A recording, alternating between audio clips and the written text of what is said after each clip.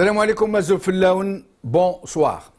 D'aucuns, parmi les plus hauts politiciens français, quand ils s'expriment sur cette connivence qui distingue les relations entre le régime algérien et certains politiques, ou plutôt et certaines politiques françaises, quand ils y confessent certaines bizarreries de la politique, toujours en aparté, invoquent toujours la sacro-sainte et omniprésente raison d'État. Le gros mot, devrais-je dire, raison d'État. Il la convoque à toutes les sauces, d'abord pour tenter de justifier cette démarche, pour le moins discutable, d'une France qui fait grand cas de ses grands principes, sur ses grands chevaux, qui se tient pourtant aux côtés d'un régime mafieux et criminel. Et ensuite, et plus que ça, une France pourtant très soupolée quand il est question de morale, qui veut faire croire qu'une telle connivence n'a été dictée que par le souci de servir le peuple français. Un peu comme ces gens qui vous lancent des « à la guerre comme à la guerre », on ne peut pas faire la guerre avec des gants blancs et tutti quanti.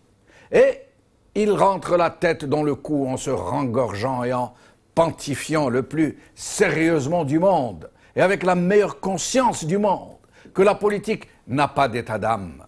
Circuler, il n'y a rien à voir, chiquenaude-t-il. Et il est tout à fait naturel, ronronne-t-il, sous les ors et les lambris de la République pudibonde, que les intérêts supérieurs du pays prennent le pas sur la morale de monsieur tout-le-monde. Ce que ces politiciens et toutes ces foules de journalistes, d'analystes, d'experts en tout genre ne disent pas, et qu'ils évitent très soigneusement d'aborder, de la plus petite façon, et qu'un État qui se revendique des droits de l'homme, de principes aussi supérieurs et de valeurs dont ils disent qu'ils fondent leur civilisation, cet État-là s'est rendu complice de carnage de population civile, d'une violence soigneusement orchestrée, habilement imputée à des terroristes créés de toutes pièces pour la circonstance. Puis, dans la foulée, une fois la machine infernale lancée, quasiment sur ordre de ces politiciens qui ont enjoint ou du moins permis à ceux-là même qui ont provoqué la violence d'interrompre un processus électoral vraiment démocratique. Ces politiciens occidentaux ont sciemment, délibérément, en connaissance de cause, fermé les yeux sur des atrocités, sur des crimes contre l'humanité, sur la pratique de la torture instituée en règle systématique d'interrogatoire, sur l'enlèvement, la séquestration et l'exécution sommaire de milliers de gens, sur la pratique du viol, sur la création de groupes islamistes armés à la dévotion du système qui les contrôle. Et pour que l'ignominie d'État atteigne son comble, ces mêmes dirigeants occidentaux ont non seulement fait comme s'ils ne voyaient pas les crimes contre l'humanité perpétrés, y compris contre leurs propres concitoyens, mais ils ont aussi fermé l'œil et le bon sur le côté, j'allais dire, vénal de l'opération démocratisation, sur le pillage des richesses du pays dont on saignait les populations en même temps qu'on les dépouillait. En échange de ce soutien non dit, non reconnu, les génocidaires qui se trouvaient être en même temps des putschistes et en même temps des pillards devaient se servir des fonctions qu'ils avaient usurpées à leur peuple pour arroser qui de droit en gros contrat de complaisance. En veux-tu? En voilà. En reveux-tu? En revoilà. Il fallait bien blanchir cette fameuse raison d'État pour justifier cette tragique collusion. Ça, c'est le côté qu'on fait semblant de taire, tout en le mettant bien en évidence. La raison d'État. En fait, les vraies raisons, celles qui font respirer la conscience, sont pires que tout ce qu'on peut imaginer. Des raisons autrement moins avouables, qui ne sont jamais évoquées, ni par les médias, ni par les experts, ni même par l'opposition des deux pays. Tabou, comme si leur seule évocation risquait de compromettre tout le monstrueux consensus et tout l'establishment, comme on dit, de son extrême à son extrême. Parce que le financement secret de campagnes électorales, des contrats juteux consentis aux clients et aux parents des uns et des autres, des virements effectués vers des comptes lointains, des privilèges en tout genre jusqu'à des droits de cuissage consentis à qui on sait, en cimenté de façon presque indissoluble, encore plus que toutes les raisons d'État, ces relations incestueuses entre des parrains et leurs filleuls, des suzerains et leurs vassaux. Trop d'intérêts se cachent derrière la bien commode raison d'État, de sombres affaires d'argent, de blanchiment, de lobbying, de chantage, dans une logique de « je te tiens, tu me tiens » par la barbichette. Ce n'est pas pour rien qu'un livre majeur, comme celui de Jean-Baptiste Rivoire et Lounis Aggoun sur la France-Algérie, a été littéralement passé à la trappe. Ce n'est pas pour rien que des centaines d'ex-ministres algériens, je dis bien des centaines, au moins 500, des milliers d'autres hauts responsables généraux, officiers supérieurs de l'armée, ex-Wali, apparatchiks du FLN, cadres supérieurs du secteur économique public, vivent en France, où ils se sont confortablement installés avec leurs familles. Ce n'est pas pour rien qu'ils y blanchissent les fortunes volées aux Algériens. Bien sûr, ils ne sont pas tous logés à la même enseigne, ni tous frappés d'infamie. Certains parmi eux sont des réfugiés de légitime défense, parce qu'ils n'ont pas eu le choix. Mais leur grosse majorité, malheureusement, est le fruit de cette connivence entre des politiciens peu scrupuleux et une mafia qui a saigné son pays avant de le piller. Parce qu'en Algérie, la mafia de ce pays, est la seule au monde qui contrôle un pays, qui contrôle l'armée, la police, la justice et toutes les ressources financières du pays, tout en restant une vraie mafia. Une mafia qui contrôle jusqu'à l'histoire officielle et qui jouit d'une complicité hallucinante des puissances occidentales qui pérorent et pontifient sur des valeurs de la démocratie. Et ça continue à ce jour. Le 4e mandat de Bouteflika procède de cette logique, comme le soutien au clan qui utilise ce dernier comme vitrine, la mise au pas de certains décideurs militaires, dont certains sont en prison, et leur soumission au clan régnant relève de la même politique. Les déclarations du président français et de toutes les personnalités françaises qui se sont exprimées sur la santé du président Bouteflika entrent dans le même canevas, dans la même perspective globale. Ce que tous les observateurs évitent comme la peste est justement de traiter de ce côté totalement, mais alors totalement émergé des relations franco-algériennes. On dit souvent que la politique est un monde très mal famé, malgré ses ors et ses lambris, comme je disais tout à l'heure. Mais dans le cas des relations algéro-françaises, c'est juste inimaginable. Les deux peuples des deux pays tomberaient à la renverse s'ils pouvaient en connaître les sombres dessous. La récente sortie de la ministre française de la Justice sur l'affaire des moines de Tibheren vient à point nommé signifier que les uns et les autres ne prennent même plus la peine de s'encombrer de faux semblants. C'est désormais des opérations à la hussarde. Voilà donc que la justice française, après avoir observé une très prudente réserve sur tout ce qui concernait cette affaire de l'assassinat des moines de Tibheren, vient maintenant, par la voix de sa plus haute responsable, réclamer toute la vérité, et clamer qu'il est urgent de faire la lumière sur la mort des moines. Rappelons, pour ceux qui ne connaissent pas la situation en Algérie, que celui qui fut l'homme le plus puissant du pays, le grand patron de la police politique, celui qui était très vraisemblablement derrière l'affaire des moines, vient d'être limogé, d'une façon qui laisse perplexe. Il semblerait qu'après une entorse faite à un deal entre lui et les autres, il serait en train de mobiliser ses fidèles contre le clan régnant et qu'il menace de gâcher la fête qui se prépare, celle d'une succession annoncée d'une constitution sur mesure qu'on s'apprête à servir aux Algériens sur un plateau. La sortie de la ministre de la Justice française pose donc question. Là où il est, le général Taufik doit aussi se poser de sérieuses questions. En l'occurrence, on vient de lui faire une sommation sans frais. Pour le moment, On lui fait savoir que s'il ne rentre pas dans le rang, il pourrait très vite découvrir que les procédures des TPI sont très facilement actionnables quand on veut. Ça ne tient qu'à lui de prétendre à une retraite tranquille, semble-t-on lui dire.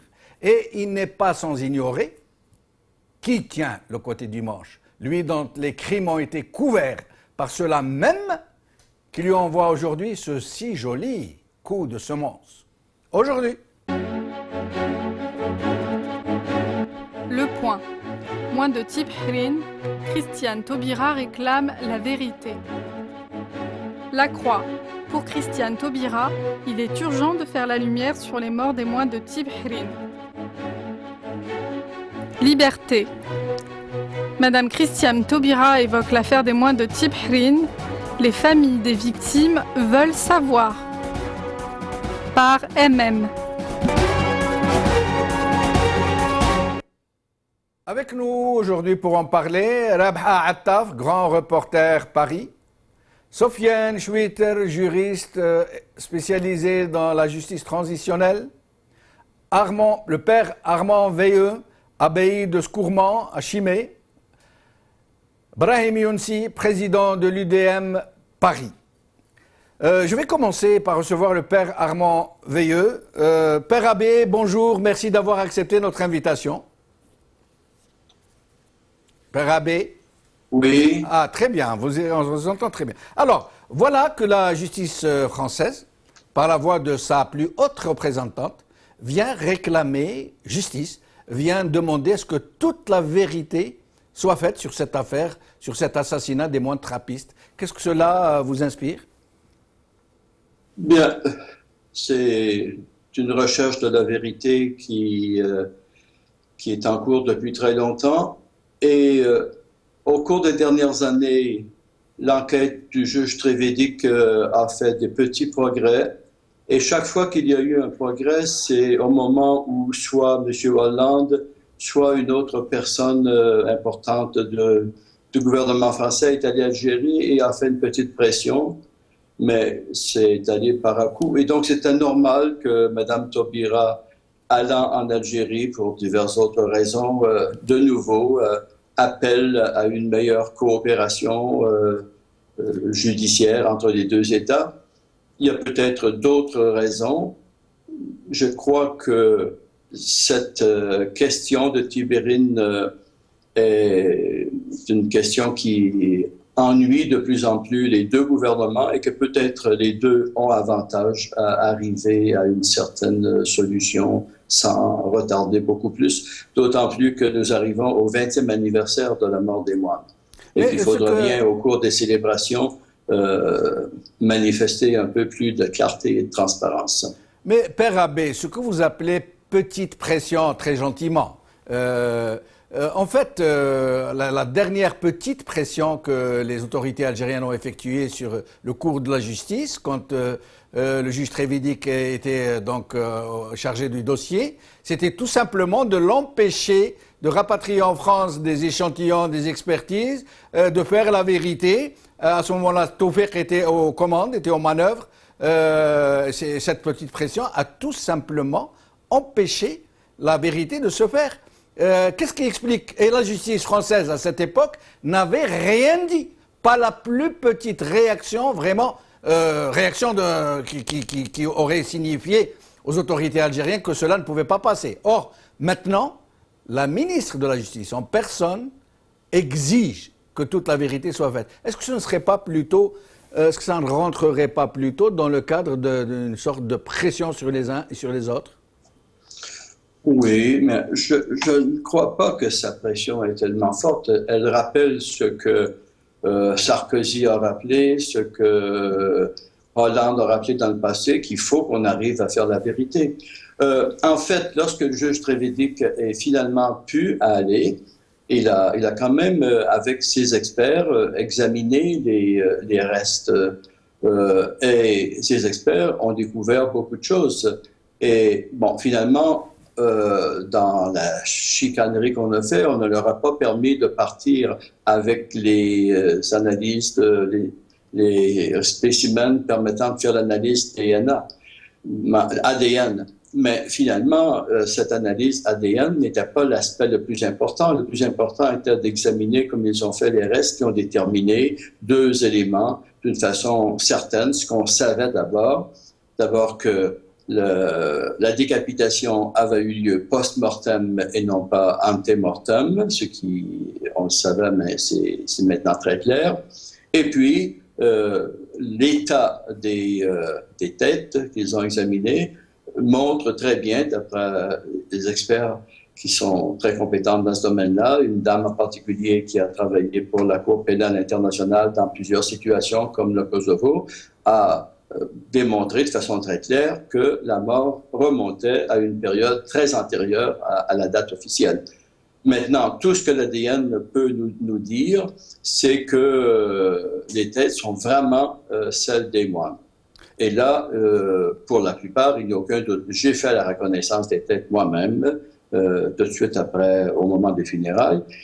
Il y en a deux sur lesquels il pourrait y avoir un certain doute, mais pour les autres, il n'y a pas de doute. Donc, l'élément essentiel de l'enquête qu'a pu finalement aller faire sur place Trevidic a donné ses résultats. Et il a pu finalement y aller parce qu'il y a eu des petites pressions, une après l'autre. Mais cette sortie de la ministre de la Justice française, est-ce qu'elle est seulement politicienne, comme celle des autres politiciens français, un coup pour rien, ou est-ce que réellement la justice française est déterminée à exiger que l'affaire aille jusqu'à son issue, c'est-à-dire faire éclater toute la vérité? À mon avis, elle n'aurait pas fait cette sortie sans un accord de la partie devant elle. Et donc, il doit y avoir un accord entre Français et Algériens pour arriver assez rapidement à une conclusion de cette enquête qui dure depuis trop longtemps. Ça veut dire que, selon vous, une partie du régime est susceptible d'abandonner une autre partie du régime qui aurait été probablement derrière cet assassinat? C'est fort possible. Restez avec nous, Père Abbé. Je reçois à présent Sofiane Choueter du Canada. Et il est avec nous en Skype. Sofiane Choueter. Bonjour, Jamaldine. Bonjour, Sofiane. Merci d'avoir accepté notre invitation. C'est à moi de vous remercier de m'avoir invité. Merci. Alors, Sofiane Choueter, le Père Abbé Armand Veilleux vient de nous dire de façon claire, sans sujet d'allusion, que très probablement, si la ministre de la Justice française a fait une telle déclaration, c'est qu'un accord aurait été conclu avec les vrais tenants du régime algérien, que peut-être, ces tenants du régime algérien seraient prêts à abandonner une partie du régime qui était derrière l'assassinat de ces moines. Qu'est-ce que vous en pensez? Jamaldine, c'est juste une petite observation brièvement sur la question de la compétence de la Cour pénale internationale. Vous l'avez été souligné par le Père et par vous-même. Sur le plan de droit, juridiquement, la Cour pénale internationale n'est pas compétente pour traiter tous les crimes qui ont été commis avant l'entrée en vigueur du statut de Rome en 2002. Donc, tous les crimes des années 90 en Algérie, ils ne seront jamais traités par la Cour pénale internationale. Ça, c'est le premier point. Le deuxième, c'est que l'Algérie n'a pas ratifié, même si elle ratifie. Donc, tous les crimes du passé ne seront pas du ressort de la Cour pénale internationale. Bon. Pour vous répondre à votre question, effectivement, généralement, les visites officielles... Excusez-moi de vous interrompre. Personnellement, je n'ai pas très bien compris ce que vous venez de nous dire. Est-ce que vous pouvez être plus explicite? Alors, je voudrais dire que la Cour pénale internationale qui a été instituée en vertu du statut de Rome en 1998, elle n'est pas compétente sur les crimes avant l'entrée en vigueur. Tous les crimes qui ont été commis avant l'entrée en vigueur de son statut, c'est-à-dire le 1er juillet 2002, ils ne seront pas traités par la Cour pénale internationale. Ça veut dire l'assassinat des moines, par exemple, ne sera jamais traité par la Cour pénale internationale? Impossible. Juridiquement, tous les crimes. Et par quelle juridiction ils pourraient être traités alors, dans ce cas?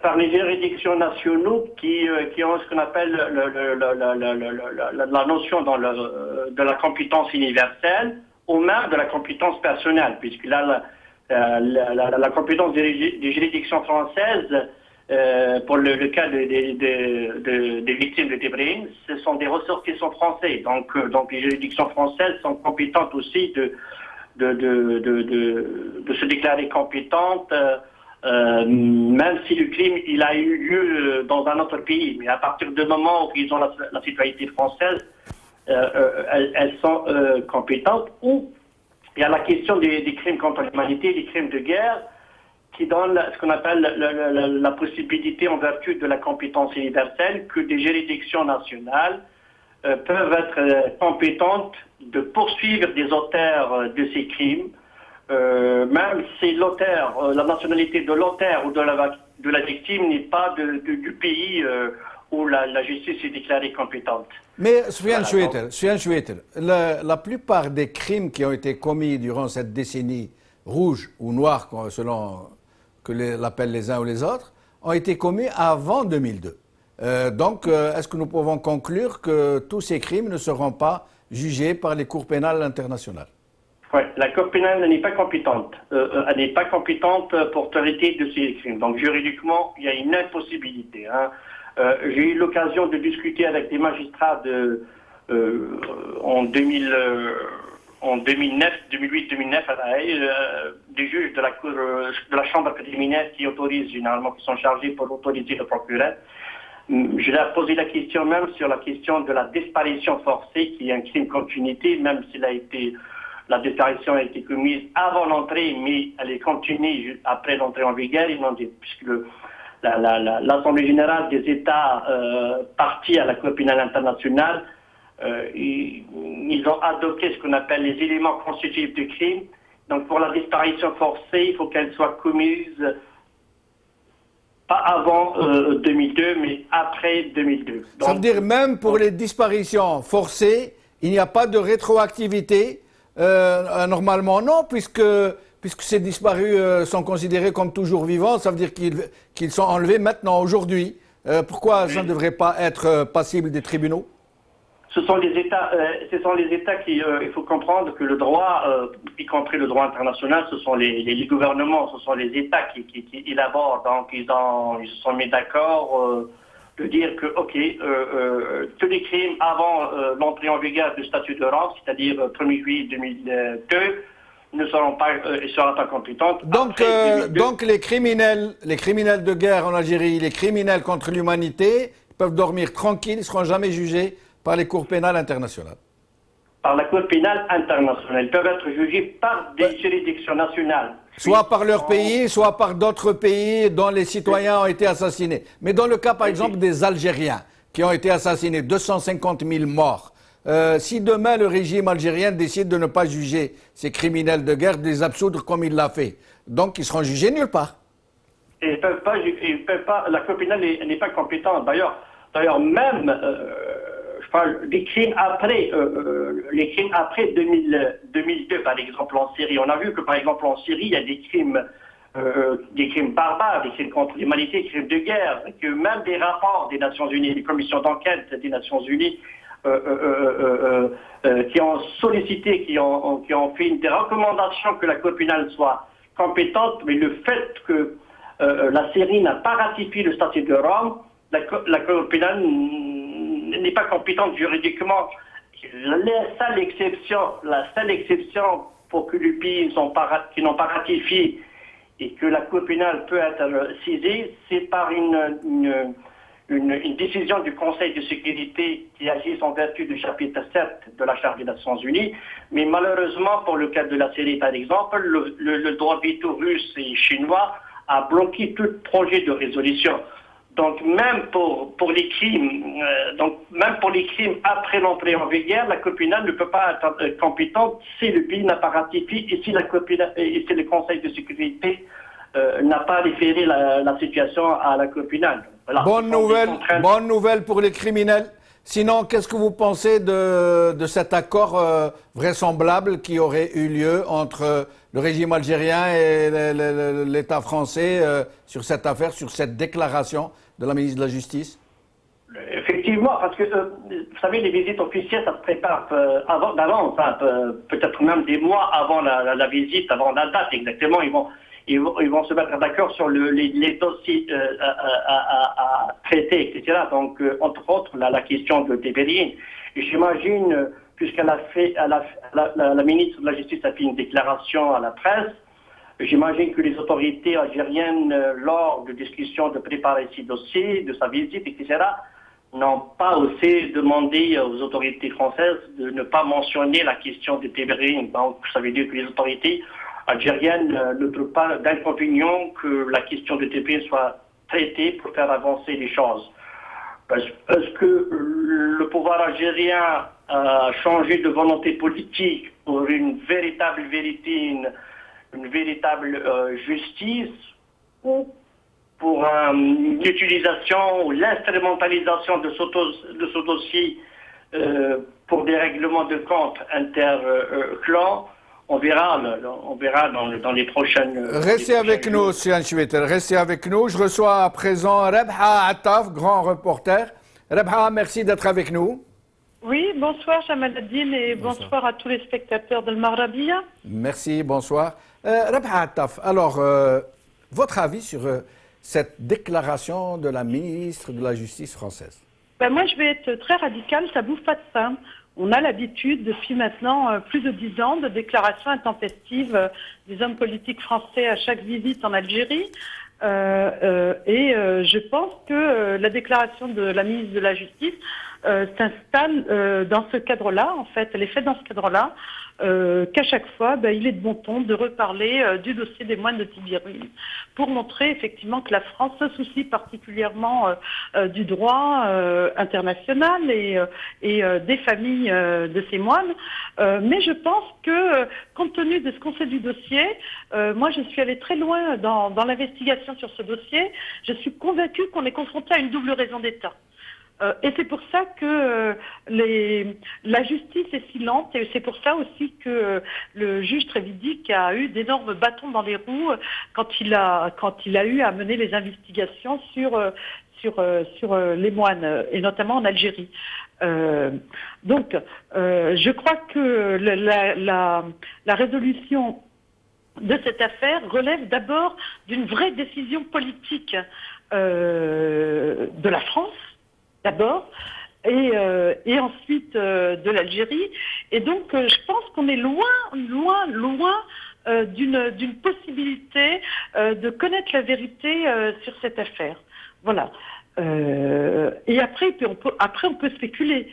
Quand vous dites double raison d'État, Rebha, quand vous dites double raison d'État, c'est-à-dire une raison d'État côté algérien, raison d'État côté français? Raison d'État côté français. Parce que déjà à l'époque, des éléments, notamment, moi je me souviens très bien pour avoir suivi les événements de près, tout le cafouillage qu'il y a eu autour des revendications de l'assassinat des moines, des dates qui ont été balancées ensuite, alors que je vous assure, Jamal Addin, croyez-moi, les moines ont été tués très tôt, effectivement. Ils ont été tués dans un endroit qui s'appelle Talat Aïcha, qui était un repère de terroristes, entre guillemets, et ils ont été tués dans le cadre d'une opération double, à la fois du groupe de Jamal Zitouni, puisque les moines n'étaient pas entre les mains de Jamal Zitouni, mais entre les mains d'un autre groupe qui lui était inféodé, et de l'armée. Voilà. Je pense qu'ils ont été, à l'époque, volontairement tués. Il y a eu la déclaration d'un général français disant qu'il pensait qu'ils avaient été victimes d'une bavure. Moi, je suis convaincue qu'ils ont été tués dans le cadre d'une opération en même temps que Jamal Zitouni. Voilà, ils sont morts ce jour-là, ils sont tous morts ensemble. On ne peut pas le prouver. Mais aujourd'hui, est-ce qu'il y a une volonté du régime algérien, du moins de ceux qui ont les leviers de commande entre les mains, de régler le compte de Tawfiq? Ben moi, je pense que, compte tenu de ce que présente Toufik en Algérie, il faut jamais oublier que le DRS, qui est le successeur de la sécurité militaire, c'est la colonne vertébrale du pays. Vous vous rendez compte de ce que ça veut dire? C'est un service qui existe depuis avant même l'indépendance, puisque le premier service était le ministère de l'Armement et des Liaisons Générales, nommé par Boutsouf. Oui. D'accord. L'ancêtre de tout ça, le MALG. C'est le MALG qui tient le pays, c'est la sécurité militaire qui a pris la relève, et maintenant le DRS. Vous imaginez bien que c'est pire qu'une institution. C'est une pieuvre dans toutes les administrations de l'Algérie. C'est le système algérien, c'est le cœur du système algérien. Donc me faire croire à moi que le clan de Bouteflika, pour faire court, notamment du frère, aurait assez de pouvoir pour débarrasser l'Algérie de ce qu'est cette institution. Cette institution ne se résume pas à un homme. C'est pas seulement Toufik. Vous n'y croyez pas au démantèlement du DRS, à sa neutralisation? Non, un relifting, oui, bien sûr, comme le KGB a été relifté, nom de Dieu. Il y a quand même des précédents ailleurs, hein. On a l'exemple avec ce qui s'est passé en URSS. Le KGB. Et vous croyez que Tartag, l'actuel patron du DRS, serait aussi puissant que Toufik? Non, pas du tout, non. Donc, je pense qu'il continue à être un fidèle affidé de Toufik. Et puis, vous savez, en Algérie, les alliances, elles se font et elles se défendent en fonction des intérêts du moment. Hein, ça, c'est le fonctionnement des clans. Vous savez que vous venez de... Ils sont tous sur la même barque. C'est un scoop, hein. Que Tartag soit un fidèle de Toufik, c'est un vrai scoop. Bah, écoutez, moi, je pense qu'il est toujours dans la même barque que Toufik. Voilà, ils se tiennent tous en fait. On ne peut pas les séparer les uns des autres. Ils ont tous été mouillés dans le bain de sang qui s'est déroulé en Algérie pendant plus de 10 ans. La vérité, c'est ça. Restez avec nous, Rabah Attaf. Je reçois à présent Brahim Younsi, président de l'UDM. Merci Brahim Younsi d'être avec nous. Je vous remercie de m'inviter de nouveau. Merci. Alors je vous laisse d'abord nous dire votre sentiment sur cette curieuse interpellation, cette fameuse déclaration de la ministre de la Justice française. Oui, c'est récurrent. C'est récurrent. La question, de mon point de vue, qui se pose est que l'autorité politique, parce que Mme Taubira représente l'autorité politique. L'autorité politique s'est toujours servie de cette affaire. D'ailleurs, cette affaire est l'objet de manipulations de part et d'autre. Mais l'autorité politique française n'apporte pas d'aide concrète à l'autorité judiciaire. Parce que la justice, notamment le juge Trévidic a fait son travail, a essayé de bien faire son travail et abouti à un certain résultat. Pour le moment maigre, mais un résultat. Un résultat qui a démenti toute la thèse du pouvoir d'Alger, qui indéniablement cache et continue de cacher des choses et qui répugne à la vérité. Or, nous savons aujourd'hui le fait que les politiques français, avec l'accord ou pas du pouvoir d'Alger, de dire à partir d'Alger, que la vérité n'est pas faite, qu'il faut faire la vérité sur cette question. Cela disculpe de façon catégorique, de mon point de vue, ce que l'on appelle les terroristes. C'est une disculpation, pour moi, nette et précise. Vous voulez dire les groupes islamistes armés? Oui. D'accord. Oui, ou appeler les groupes qui ont commis ce crime abominable, parce qu'il y en a d'autres. Et comment elle les disculpe? Pourquoi elle les disculpe? Puisqu'elle appelle à ce que la vérité soit faite, donc à ce qu'ils soient jugés, à ce qu'ils soient poursuivis. Est-ce que vous pensez que si c'était vraiment des groupes armés islamiques, la vérité ne serait pas déjà faite sur ce dossier? Je suis tout à fait d'accord avec vous. Tout à fait. Elle l'aurait été tout de suite. Oui. Preuve à l'appui. Malgré les manipulations. Tous les reportages, entre guillemets, fabriqués, préfabriqués, qui ont été faits. Oui, mais est-ce que ce n'est pas cette sortie de Madame Taubira, est-ce qu'elle ne procéderait pas d'une sorte de coup de semence, d'une sommation sans frais adressée à Tawfiq pour lui dire tenez-vous tranquille si vous ne voulez pas qu'on vous embarque dans des procédures qui pourraient... Tout est possible, tout est possible. Mais ce qui est fondamental pour moi, c'est que c'est une reconnaissance de la culpabilité des services de sécurité algériens. C'est ça qui est fondamental. Cela, mais pourquoi ne sont-ils pas allés plus loin pour apporter à la justice française l'aide nécessaire, l'aide politique nécessaire pour dénouer ce dossier? Ce dossier est d'une importance capitale, pour les Algériens eux-mêmes, pour que nous, parents Je rappelle que vous-même, vous êtes frère d'un homme qui a été enlevé. D'un homme qui a été enlevé et qui a été exécuté sommairement dans la prison de Tazout.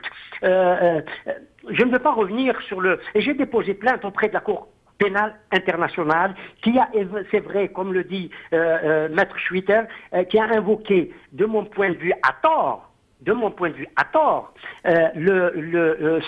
que la Cour appelle le ratione temporis.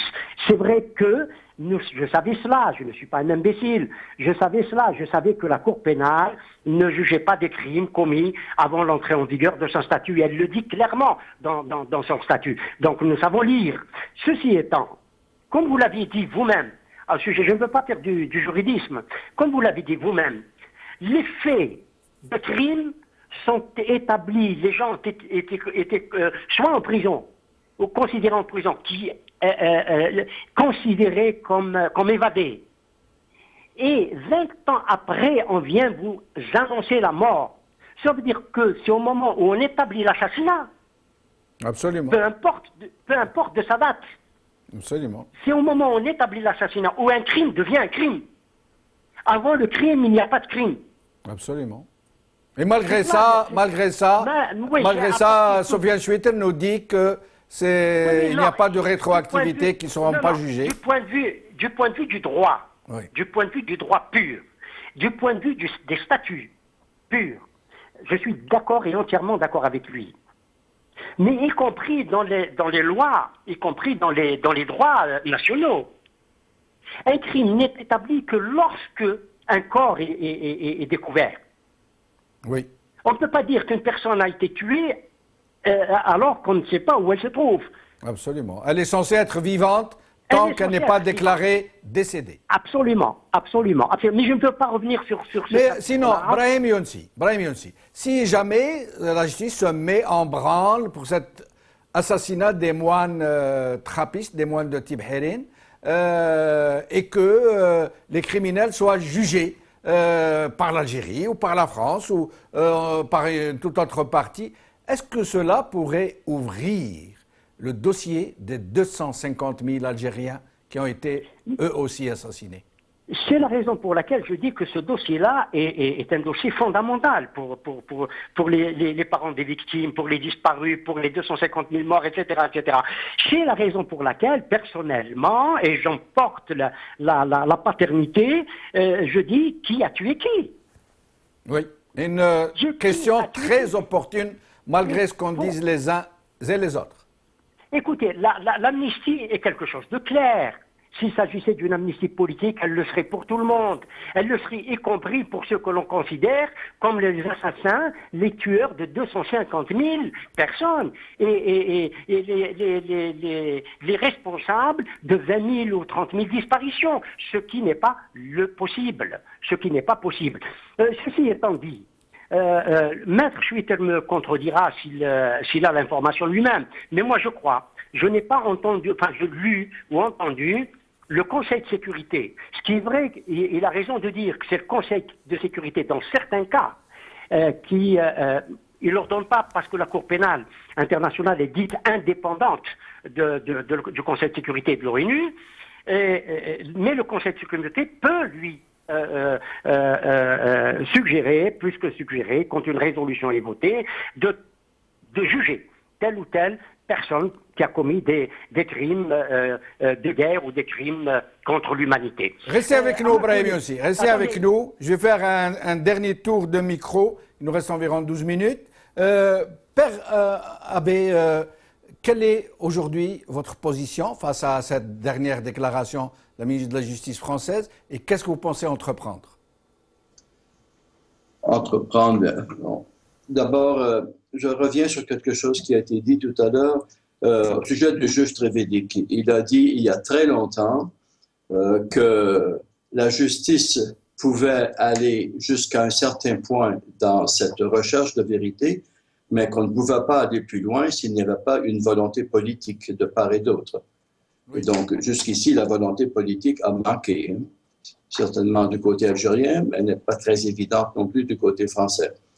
Et donc, ce qu'on peut espérer, mais c'est un espoir qui est très mitigé, c'est que de part et d'autre, on soit arrivé à un point où on veut en finir avec cette histoire et on nous servira probablement une petite partie de la vérité. Mais la vérité tout entière, elle ne sera jamais totalement reconnue, même si elle est connue. Et les familles des victimes, elles sont dans ce même état d'esprit? C'est-à-dire qu'une chose qui vient d'être dite et qui pour moi est très importante, votre dernier interlocuteur, c'est les 200 et même 250 000 victimes algériennes. Et pour les familles, les moines de Tibérine étaient très, très liés non seulement à leurs voisins, mais au peuple algérien qu'ils aimaient profondément. Et donc, leur mort, on a toujours dit, c'est simplement 7 entre plus de 200 000 victimes de la même folle violence. Et donc, puisque les Algériens ne pouvaient pas faire des démarches semblables en Algérie, au moins à ce moment-là, pour demander qu'on fasse la vérité sur les conditions de mort de leur fils ou de leur frère ou de leur père, eh bien, nous, comme on pouvait en France, au moins demander qu'on fasse une enquête, que l'enquête ait été ouverte, c'était une forme de solidarité avec les familles de toutes les victimes algériennes. En fait, quand vous demandiez que la vérité éclate sur l'assassinat des moines de Tibérine, en fait, vous demandiez que la vérité éclate sur l'assassinat des 250 000 victimes. Exactement. C'était pour redonner une certaine confiance, un certain espoir aux parents de toutes les autres victimes. Et qu'on ne veut pas séparer ces 7 victimes qui ne sont pas privilégiées par rapport à toutes les autres. Merci, Père Abbé, restez avec nous jusqu'à la fin de l'émission. Je reviens à Rabha Attaf. Rabha Attaf, qu'est-ce que vous pourriez nous dire en guise d'épilogue sur cette affaire pendant cette émission? Je pense que les autorités algériennes ont fait une grande erreur en faisant assassiner les moines de Tibérine, parce qu'effectivement, ils servent en quelque sorte, cette affaire sert en quelque sorte de phare directeur pour tous les assassinats qui ont été commis en Algérie et notamment pour toutes les disparitions forcées. Il ne faut jamais oublier qu'en Algérie, on a eu quand même au moins 20 000 disparitions forcées et que jusqu'à ce jour, les familles continuent de manifester toutes les semaines sur les places des grandes villes. Donc ça, c'est important. La deuxième chose, c'est que c'est une bonne nouvelle que la TPI soit incompétente pour l'Algérie.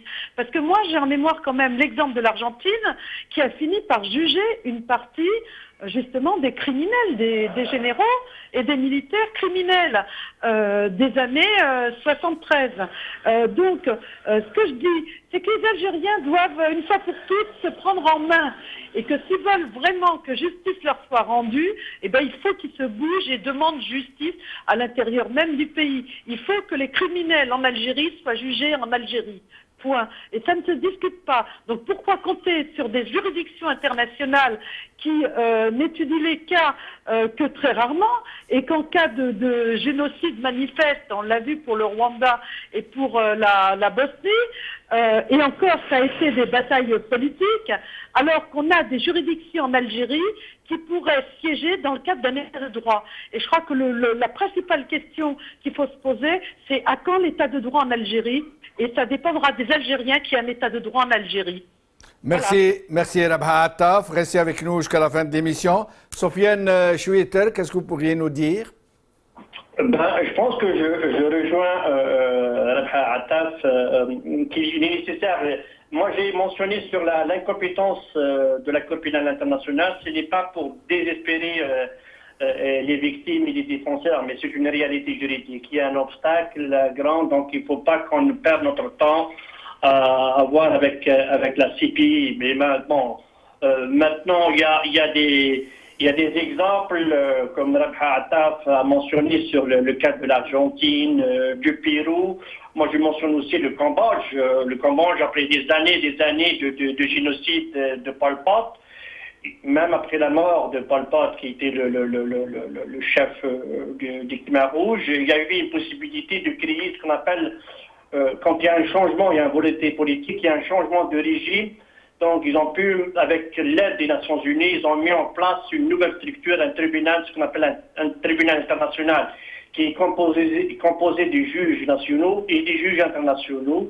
Donc, et pour juger les auteurs du crime, les crimes de guerre, les crimes contre l'humanité, même le génocide. Donc, le plus important, c'est de travailler pour que le régime actuel, qui est responsable de ces crimes, de partir et de déclencher un véritable processus de justice, pas de règlement de compte, parce que là peut-être il y aura. Moi, j'ai lu par exemple dans un article une interview de Mme Nassera Ditour sur le cas des disparitions forcées, où elle fait mention que maintenant des procureurs généraux, ils ont ordonné la réouverture des plaintes sur les disparitions forcées qui ont été déposées, qui ont été clôturées, rejetées par les procureurs. Maintenant, il y a une réouverture. Est-ce que c'est l'instrumentalisation de ces dossiers des crimes pour régler des comptes avec le clan de Toufir? Je ne sais pas, mais j'en suis sûr et certain que les victimes et même les défenseurs des victimes, on ne veut pas qu'on utilise les dossiers pour des règlements de compte, mais tout simplement nous voulons que justice soit faite conformément aux normes d'équité. Merci, M. Choueter, restez avec nous. Brahim Younsi, 250 000 morts selon beaucoup d'observateurs, environ 20 000 disparus, 1 million de déplacés, sans compter tous les dommages collatéraux, comme ils disent. Ça signifie qu'il n'y a pas que les donneurs d'ordre, ça signifie qu'il y a des milliers, voire des dizaines de milliers de gens qui ont mis la main à la pâte, si j'ose dire, qui ont perpétré eux-mêmes ces crimes physiquement, parce que les généraux ils ne sont pas partis tuer les gens. Est-ce qu'il serait possible, est-ce qu'il est réaliste d'envisager que tant de gens puissent être jugés demain? Je pense que oui. Je pense que oui. Ceci dit, je ne pense pas aujourd'hui et dans les années à venir, à moins qu'il y ait une révolution, d'abord des esprits, que l'on puisse juger ces gens-là en Algérie. Donc, je ne suis pas du tout optimiste sur cette ligne, sur cette voie. Que l'on parle du Chili, combien de temps effectivement le Chili a attendu, et ce qui s'est passé au Chili, et qui est intervenu également au Chili, etc. Ou en Argentine, au Rwanda. Le Rwanda, il y a eu un tribunal. En Yougoslavie, il y a eu un tribunal. On le sait. Bon, décidé par le Conseil de sécurité des Nations Unies.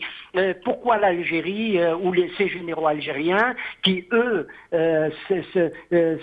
s'insérer dans un contexte international, ont joué sur le plan international, ne pas être traduit devant une juridiction internationale, un tribunal pénal international spécial comme cela a été fait, parce que la justice algérienne est purement et simplement incapable.